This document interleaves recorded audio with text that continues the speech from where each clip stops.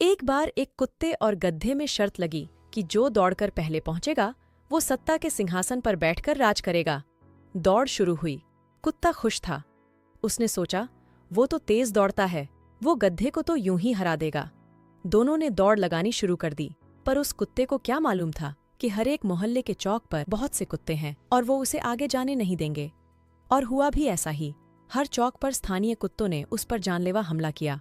वो बहुत से कुत्तों से लड़ते हुए जैसे तैसे पहुंच गया, लेकिन वहां जाकर देखा कि गधा सत्ता के सिंहासन पर बैठकर राज कर रहा था। हताश घायल कुत्ता बोला, काश मेरी ही बिरादरी वाले मुझसे लड़े ना होते तो मैं आज राजा बनकर उन्हें ही फायदा देता। कहानी से सीख, जिंदगी में हमारे अपने लोग ही हमें कभी जीतने नहीं देते।